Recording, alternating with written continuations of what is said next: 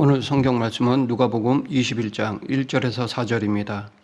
오늘 본문에서 예수님은 부자들이 헌금함에 많은 헌금을 넣는 것을 보셨지만 그들보다 어떤 과부의 2렙돈이 더 많이 넣은 것이라고 말씀하셨습니다. 누가 봐도 부자들이 과부보다 많이 헌금하였지만 예수님의 생각은 달랐습니다. 오늘 이 시간 예수님이 이렇게 말씀하신 이유에 대해 알아보겠습니다. 누가복음 9장에서 예루살렘에 올라가실 것을 결심한 예수님은 여행 중 많은 제자들을 만났고 그들과 함께 예루살렘에 들어가셨습니다. 예루살렘에 들어간 예수님은 성전에서 장사하는 자들을 내쫓고 가르치심을 시작하셨습니다. 이러한 예수님의 모습은 새로운 개혁의 출발처럼 비추어졌습니다. 그렇기 때문에 당시 종교 지도자들의 견제를 받았고 그 견제는 결국 예수님을 죽이는 것으로 결정되었습니다. 하지만 당시에 예수님은 종교 지도자들이 함부로 대할 수 없을 정도로 백성들에게 큰 인기가 있었습니다. 그래서 종교 지도자들은 백성들의 마음을 돌리기 위해 3번에 걸쳐 예수님을 시험하였습니다. 당시 유대 민족에게는 민감하고 예민한 문제들을 들고 와서 예수님을 공경에 빠뜨리려 하였습니다. 하지만 예수님을 향한 시험은 부메랑이 되어 오히려 자기들을 곤란하게 만들었습니다. 그래서 서기관들은 예수님을 자기들 편으로 회유시키려 하고자 그들과 대립하던 사두개인과 예수님 사이에서 예수님의 편을 들어주었습니다. 즉 부활과 천사가 없다 말하는 사두개인들과 달리 부활과 천사를 인정한 예수님의 말씀을 옳다고 하였습니다. 그러나 예수님은 그들이 내민 손을 잡지 않았습니다. 병든 자와 이방인은 물론이고 세리와 창녀와도 손을 잡은 예수님이 유대 종교 지도자들이었던 서기관들과 손을 잡지 않은 이유는 딱 하나였습니다. 그것은 그들이 바로 외식하는 자들이었기 때문입니다. 서기관들은 겉으로 드러나는 것에만 신경을 쓰는 자였습니다. 긴 옷을 입고 시장에서 문안을 받으며 회당의 높은 자리와 잔치의 윗자리를 좋아했습니다. 과부의 가산을 삼키며 외식으로 길게 기도함으로 사람들에게 존경을 받았습니다. 이러한 자들은 마태복음 6장에서 말하고 있는 것처럼 자기 상을 이미 받은 자들로서 하나님께는 상을 받지 못합니다. 즉 이들은 구원의 첫걸음인 자신의 죄인됨을 인정하지 않으므로 예수님의 은혜를 누릴 수 없습니다. 서기관들의 회유를 뿌리친 예수님은 부자들이 헌금함에 헌금 넣는 것을 보셨습니다. 당시의 성전에는 13개의 헌금함이 있었습니다. 13개의 헌금함은 각각 그 용도가 달랐습니다. 학자들마다 견해가 조금씩 다르지만 크게 살펴보면 하나는 성전 유지를 위한 헌금함이었고 다른 하나는 구제를 위한 헌금함이었습니다. 13개의 헌금함 중 11개는 이방인의 뜰을 지나 여인의 뜰에 위치했고 나머지 2개는 성전 미문 양쪽에 위치했습니다. 오늘 본문의 배경은 여인의 뜰에 위치한 11개의 헌금함을 배경으로 하고 있습니다. 당시의 헌금함은 통로는 좁았지만 입구는 넓고 둥글렀습니다. 그래서 사람들은 이 헌금함을 나팔로 부르기도 하였습니다. 헌금함이 나팔 모양인 이유는 입구가 넓어 헌금을 넣기 쉬웠고 금속으로 만들어진 헌금이 좁은 통로를 통과하며 부딪히는 소리를 주변에 넓게 퍼뜨릴 수 있었기 때문입니다. 당시 화폐는 금속으로 만들어진 동전밖에 없었고 동전의 크기와 두께에 따라 가치가 달랐기에 헌금함이 뿜어내는 소리를 통해 헌금의 액수와 규모를 가늠할 수 있었습니다. 즉 작고 가벼운 소리가 나면 적은 금액을 낸 것이고 크고 무거운 소리를 내면 많은 금액을 낸 것입니다. 그렇기 때문에 부자들이 헌금하는 것을 본 예수님은 부자들이 헌금한 액수를 가늠할 수 있었습니다. 헌금함이 뿜어내는 크고 묵직한 소리를 통해 그들이 상당한 액수를 헌금했다는 것을 알 수밖에 없었습니다. 하지만 예수님은 부자들의 헌금보다 더 많이 헌금한 사람이 있다고 말씀하셨습니다. 그 사람은 바로 가난한 과부였습니다. 하지만 가난한 과부는 2렙돈을 헌금함에 넣었습니다. 렙돈은 신약 성경에 나오는 여러 가지 화폐 중 가장 작은 단위의 화폐로 그 뜻도 적다입니다. 로마의 화폐 중 가장 작은 단위인 고드란트의 절반의 가치였고 하루 품삯인 데나리온으로 바꾸기 위해서는 64개의 렙돈이 필요하였습니다. 그만큼 적은 액수의 헌금을 하였던 것입니다. 그러나 예수님은 이 적은 액수의 2렙돈을 헌금한 가난한 과부의 헌금이 부자들의 헌금보다 더 많다 말씀하셨습니다. 예수님이 이렇게 말씀하신 이유는 부자들은 풍족한 중에 헌금을 넣었지만 가난한 과부는 자기가 가지고 있는 생활비 전부를 넣었기 때문입니다. 오늘 본문 4절, 저들은 그 풍족한 중에서 헌금을 넣었거니와 이 과부는 그 가난한 중에서 자기가 가지고 있는 생활비 전부를 넣었느니라 하시니라. 예수님의 계산 방식은 세상의 계산 방식과 달랐습니다. 오히려 세상적인 계산 방법과 정반대로 계산하셨습니다. 즉 세상은 낸 것을 기준으로 판단하지만 예수님은 내고 남은 것을 기준으로 판단하셨습니다. 다시 말해 예수님은 헌금한 금액을 중요하게 보신 것이 아니라 헌금하고 남은 금액을 중요하게 보셨던 것입니다. 많은 금액을 헌금할지라도 여전히 손에 많은 것을 쥐고 있다면 예수님의 기준에 그는 헌금을 많이 한 사람이 아닙니다. 반대로 적은 금액을 헌금했을지라도 그의 손에 쥔 것이 없다면 예수님의 기준에 그는 헌금을 많이 한 사람입니다. 이러한 계산 방식은 서기관들의 외식과 관계가 깊습니다. 예수님은 외식하는 서기관들이 더 엄중한 심판을 받는다고 말씀하셨습니다. 누가복음 12장 48절이 말하고 있는 것처럼 하나님은 많이 받은 자에게는 많이 요구하고 많이 맡은 자에게는 많이 달라는 분으로 외식을 통해 몸집을 키운 자에게는 그에 걸맞는 삶을 요구하십니다. 즉 칭찬받고 존경받고 명예로운 삶을 산 자는 그에 걸맞는 삶을 기준으로 판단하신다는 것입니다. 사도행전에 나오는 아나니아와 삽비라의 사건은 이러한 사실을 잘 보여주고 있다고 하겠습니다. 그들은 땅을 판 값의 일부를 감추고 헌금을 했지만 전부를 낸 것처럼 베드로를 속였습니다. 전부를 낸 헌금의 영광을 얻기 위해 거짓말을 한 것입니다. 물론 베드로는 아나니아와 삽비라의 거짓말에 속지 않았습니다. 전부를 낸 것처럼 위장한 그들의 거짓말대로 그들에게 땅을 판 값을 요구했던 것입니다. 이렇게 큰 영광을 구하는 자에게 그에 합당한 그의 결실을 요구한 것입니다. 그러기에 많은 사람이 예수님의 계산 방식을 정비례의 방식이라고 말하기도 합니다.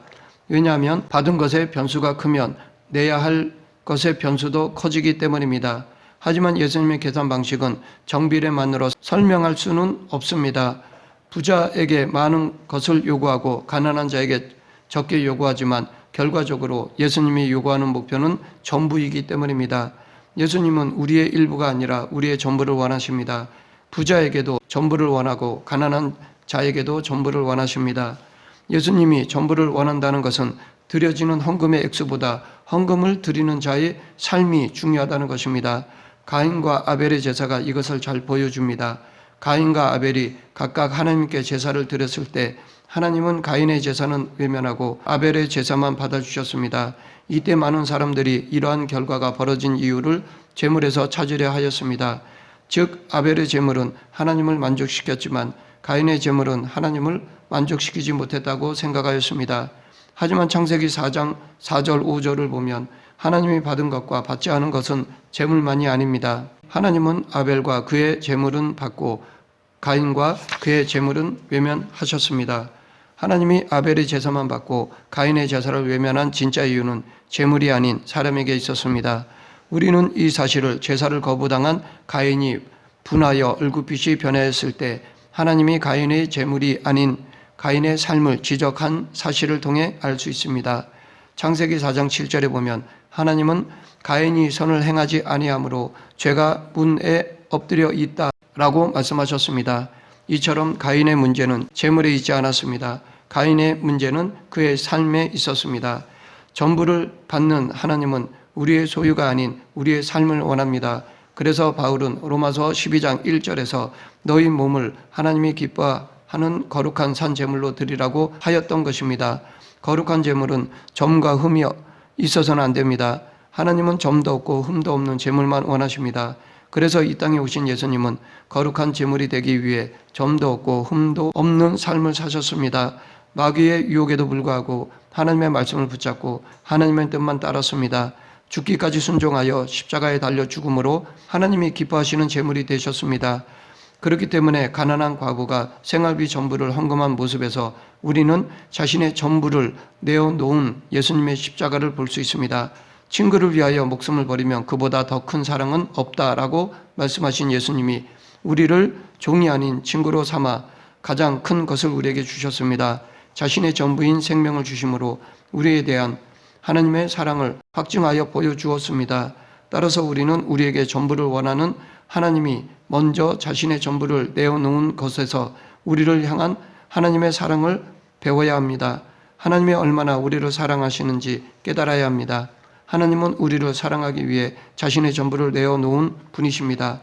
하늘을 두루마리 삼고 바다를 먹물 삼아도 다 기록할 수 없는 하나님의 사랑이 늘 죄 가운데 살아가는 우리에게 쏟아졌습니다. 그 사랑으로 말미암아 우리는 하나님의 나라의 백성이 되었습니다. 자신의 전부를 던지신 하나님의 사랑으로 우리가 하나님의 자녀가 되었습니다. 가난한 과부의 헌금을 향한 예수님의 평가는 서기관들을 당황하게 만들었습니다. 서기관들은 다른 사람들에게 존경받기 위해 겉으로 보여지는 것에만 신경을 썼고 청빈을 말하였지만 정작 그들은 부자가 되기 위해 과부의 가산을 삼켰습니다. 이렇게 율법을 가르치는 자들이 율법을 지키지 않았고 가난한 자를 섬겨야 할 자들이 가난한 자의 것을 빼앗았습니다. 반면에 예수님은 가난한 과부의 손을 붙잡아 주셨습니다. 가난한 과부는 남편을 잃은 후에 의지할 곳이 없었습니다. 가지고 있던 재산도 서기관들이 관리한다는 명목 아래 조금씩 빼앗겨 한 끼 식사를 해결할 2렙돈 외에는 남은 것이 없었습니다. 의지할 곳도 없고 가진 것도 없던 때에 과부의 선택은 자신의 모든 것을 하나님께 헌금하는 것이었습니다. 살고 죽는 기로에서 가난한 과부는 자신을 하나님께 맡긴 것입니다. 예수님은 바로 이러한 과부의 선택을 지지하고 인정하셨던 것입니다. 경제적 관점으로 볼 때 과부의 행동은 어리석은 것이지만 구원의 관점으로 볼 때 과부의 행동은 올바른 것이었습니다. 그녀는 사람을 의지하거나 물질을 의지하지 않고 오직 하나님만 의지한다는 것을 이 헌금을 통해 표현한 것입니다. 그렇기 때문에 우리는 이 가난한 과부의 헌금을 구원의 관점으로 받아들여야 합니다. 또한 이 사건을 인용하여 지금 우리들에게 전부를 헌금한 과부의 헌신을 요구하며 정작 자신은 자기의 전부를 헌금하지 않는 서기관 같은 자들에게 속아서는 안 될 것입니다. 이 가난한 과부의 헌금은 부자들의 헌금보다 높게 평가한 예수님의 말씀은 한편으로는 서기관들과 함께하지 않겠다는 예수님의 결연한 의지를 보여주는 것이기도 합니다. 왜냐하면 사람들에게 인정받는 것을 좋아하는 서기관들이 당신께 인정받기 위해서는 과부와 같이 모든 것을 내려놓는 자가 되어야 하기 때문입니다. 그러나 서기관들은 결코 자신이 가진 것을 내려놓는 자들이 아니었습니다. 하나라도 더 가지기 위해 이미 많은 것을 잃은 과부의 가산마저 탐내는 자들이었습니다. 그러하기에 그들은 결코 예수님 편에 설 수 없었습니다. 하나씩 잃어가는 삶을 통해 하나님 나라로 인도하는 예수님을 따라가기엔 하나씩 잃어가는 것을 용납할 수 없었던 자들이었습니다. 이는 서기관들뿐만 아니라 지금의 많은 사람들도 예수님을 믿음으로 하나씩 잃어가는 삶을 용납하지 않는 경향이 있습니다. 10개 중에 하나를 내면 전부를 낸 것으로 여겨주는 11조가 예수님을 통해 전부를 구원하시는 하나님의 구원이라는 것을 깨닫지 못한 채 10개 중 하나를 낸 것으로 남은 9개를 자신의 것으로 여기는 자가 너무나 많습니다. 십자가에서 모든 것을 잃어가며 하나님의 뜻을 행하신 예수님을 믿는다고 말하면서도 예수님이 걸어가신 십자가의 길을 따르려 하지는 않습니다. 믿는 자에게 박해가 따른다 말하지만 박해가 임하면 벗어나게 해달라고 기도하고 예수님의 낮아짐을 배우게 해달라 말하지만 높은 곳에 오를 때 복을 받았다 말합니다. 하나님은 중심을 보신다 말하지만 겉만 치장하려 하고 섬기려 한다 말하지만 섬김 받는 자리에 서려고 합니다. 이러한 모습은 예수님이 뿌리친 서기관들의 모습입니다. 오늘 본문은 성전과 밀접한 관계를 가지고 있습니다. 원래 성전은 기도하는 곳이지만 이스라엘 지도자들에 의해 장사하는 곳이 되었습니다. 하나님의 집으로 불렸던 성전이 만몬 곧 물질이 다스리는 곳이 되었습니다. 그 모습은 부자들의 많은 헌금에도 불구하고 여전히 가난한 과부의 모습에서 찾아볼 수 있습니다. 앞서 말했듯이 성전에 비치된 13개의 헌금함은 성전을 유지하는 것과 가난한 자를 돌보는 용도로 나누어졌습니다. 그렇기 때문에 성전이 정상적으로 운영된다면 가난한 자를 향한 구제도 정상적으로 이루어져야 했습니다.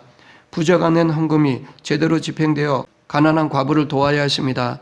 가난한 과부가 2렙돈이 생활비의 전부가 될 때까지 내버려 두어서는 안 되는 것이었습니다. 그 전에 가난한 과부를 찾아가 구제해야 했었습니다. 신명기 15장 4절에서 하나님의 말씀만 듣고 그 명령을 다 지켜 행하면 이스라엘이 기업으로 얻을 땅에서 복을 받아 가난한 자가 없을 것이라고 말하고 있습니다.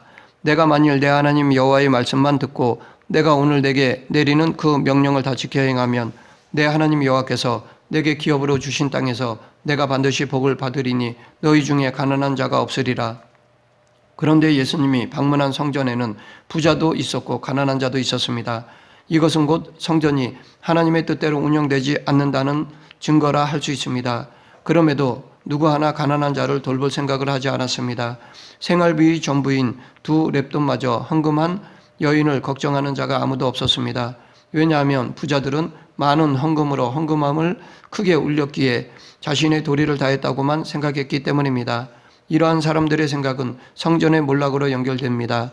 예수님은 누가복음 21장 6절에서 날이 이르면 성전이 돌 하나도 돌 위에 남지 않고 다 무너질 것이라고 말씀하셨습니다. 하나님의 뜻이 이루어지지 않는 곳은 그곳이 성전일지라도 결국 하나님의 심판이 이르게 된다는 것입니다. 말씀을 맺겠습니다. 가난한 과부가 헌금한 두 렙돈은 금액으로만 보면 작은 돈이었습니다. 하지만 그녀의 중심을 보면 많은 금액을 헌금한 부자들보다 더 크고 귀한 돈이었습니다. 우리는 이 여인처럼 하나님만을 바라보며 진실된 마음으로 헌금을 해야 할 것입니다.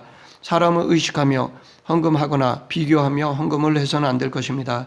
무엇보다도 다른 사람의 헌금에 대해 평가해서는 안 될 것입니다. 중심을 보시는 하나님이시라는 것을 늘 기억하며 헌금하는 저와 여러분이 되길 간절히 축원합니다. 기도하겠습니다. 생사와 화복을 주관하신 하나님 아버지, 베풀어 주신 은혜에 감사하여 중심을 다해 드리는 헌금이 되길 원합니다. 온 마음을 다해 드리는 헌금이 되길 원합니다. 예수님 이름으로 기도드립니다. 아멘.